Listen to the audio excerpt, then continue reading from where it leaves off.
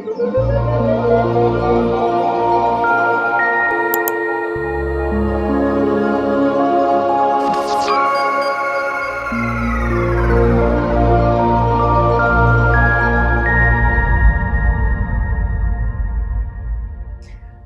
next presenter will be Dr. Peter Jacklyn from Charles Darwin University, and he'll be speaking about NAFI, giving us a NAFI update on the new funding. Thank you. Okay, thank you. Hope everybody can hear me. I'll just share my screen. Yes, this is just an update on NAFI. For those of you, most of you will know it, I guess, but for those of you who don't, it's the North Australia and Rangelands Fire Information Service. We distribute fire information and generate fire data. You can see this is a screen of the main map viewer.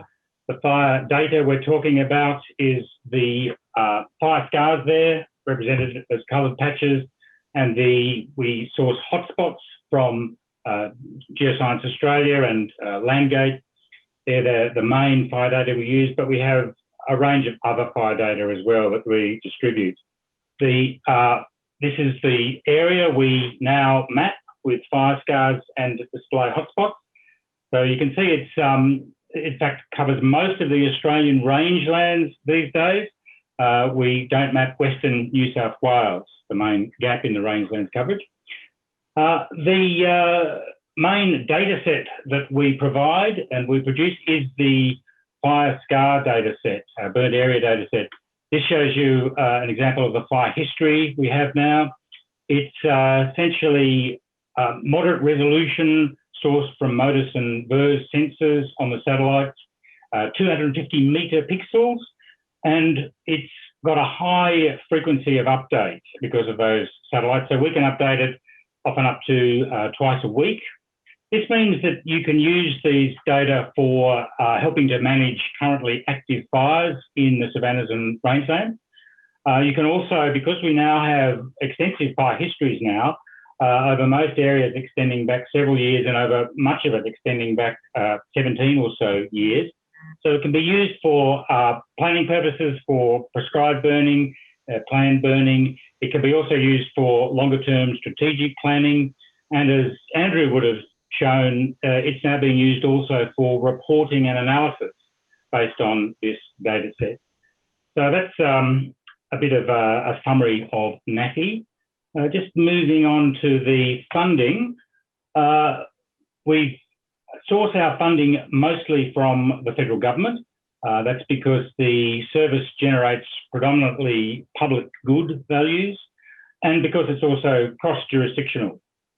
And it's suited to federal funding.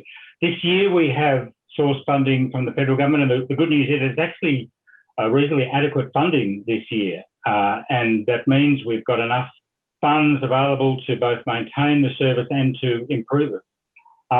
It is still 1 year's worth of funding.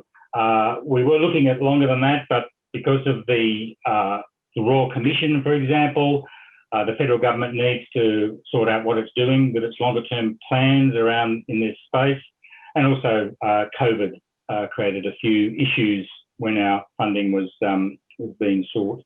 So we're putting together a business plan and a business case for continued funding, mostly from the federal government at this stage. We also need to be aware and to work with the thrust that's coming out of the Royal Commission, such as getting a much more harmonious sort of data sets across the country, being more consistent nationally. So we're certainly working with the other major data providers here. Another big thing for us is to try and increase the funding that we're getting from industry, in other words, from the people who use the data itself and our service. And also we're looking at securing funding internationally, certainly in the near future, and particularly around Southern Africa. That area of the world is looking to set up its own carbon projects through savanna burning. So yes, that's the plan for funding.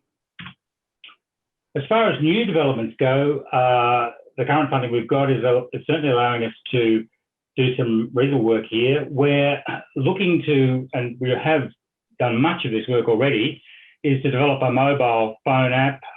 And this is because a lot of our end users effectively live in a phone world, really. They don't sit down and look at desktop computers a lot. So we want to get into that phone world much more effectively than we are at the moment. The app we're developing will also allow you not just to use it online, but to cache the maps and use it offline. And this has again been requested by our end users, and this is because the updates that we have, the 5-star updates once every few days, and the hotspot updates can often be up to 12 hours between updates in some of these areas. And so having cached data for a day or so is still quite useful. So that's why people want to be able to use these phones when they're out of range, which for a lot of our users, you're out of range pretty quickly as soon as you leave the office. So that's another important feature of the mobile app. And we're looking to make this app a payable app, user pays. It won't be all that expensive, but again, we're looking to generate an income stream from our end users with this app. The other development we've got is a QGIS plugin. Those of you who aren't aware of QGIS, it's an open source mapping software program, a bit like similar to ArcMap from Esri, but it's increasingly being used by government agencies, and they're some of our key end users. And this plugin just makes the NAFI data much more usable on this software, which is increasingly being used. It means you can search for NAFI data more easily, and we can customise the menus to better suit our end users. And we've already developed that. That is now available on QGIS if you just search for NAFI in your plugin library.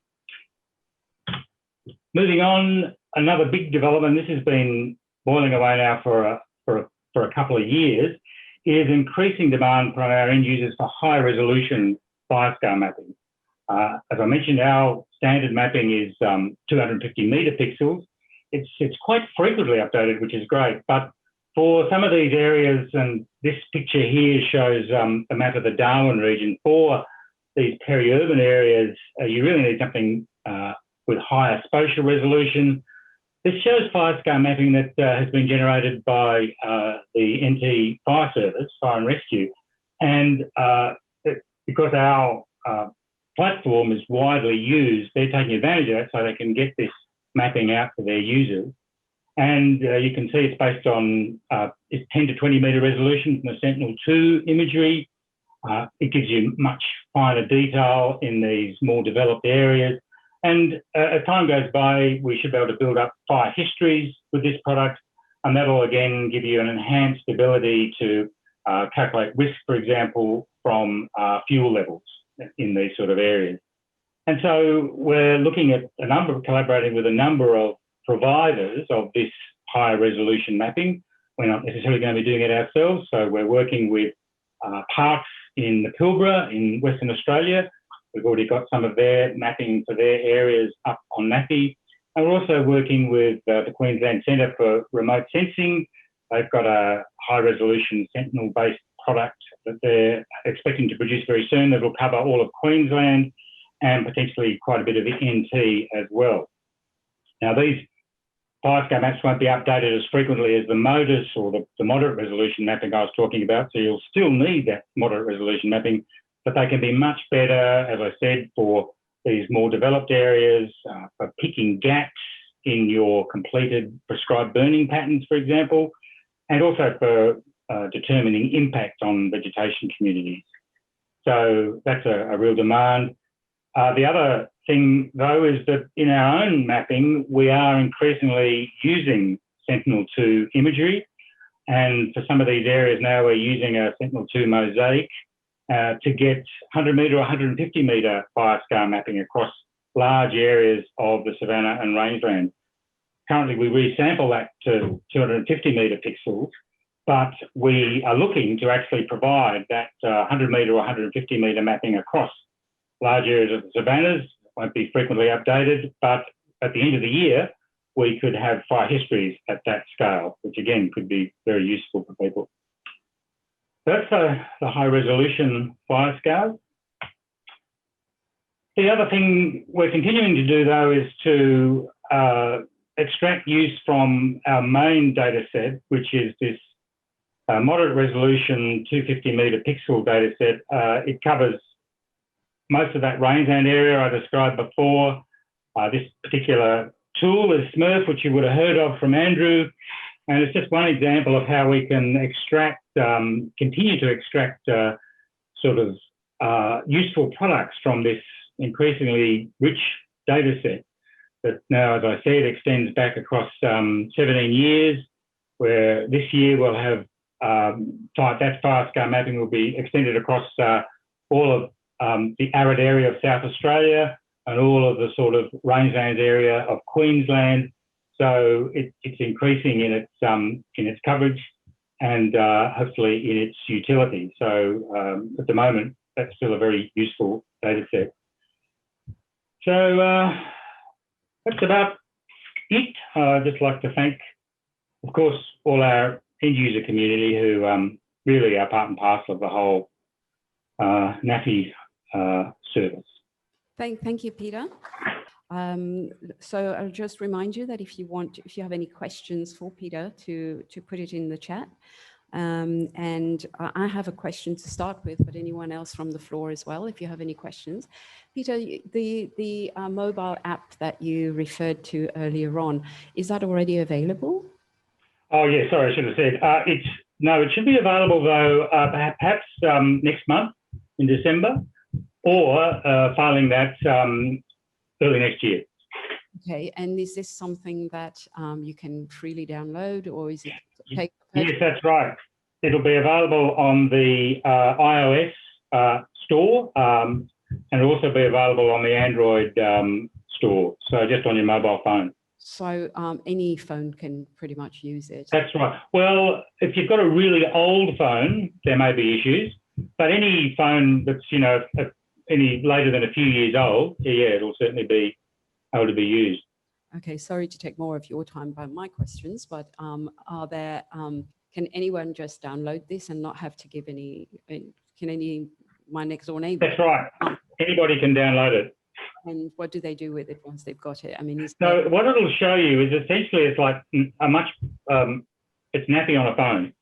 So what you can do is you can use it to look at fire scales and hotspots in your area, and you can look at some recent fire history as well. These are the major data sets people use to help them manage fires, to help them respond to fires. And as I said, you'll be able to cache maps in your region, and you'll then be able to leave the online area, go out into the bush. You might be on a quad bike or something. You'll be able to still see the hotspots and fire scars of fires in your area. And if you have a satellite sleeve, a lot of people are starting to use these. You can plug the phone into the satellite sleeve, and you'll be getting hotspots updated by satellite onto your phone as well. So you'll be able to use the phone in the field as a way of getting that data on the fires in your area. Thank you very much for your time, Peter. All right, thanks a lot. I wish you a lovely day, but do stay on.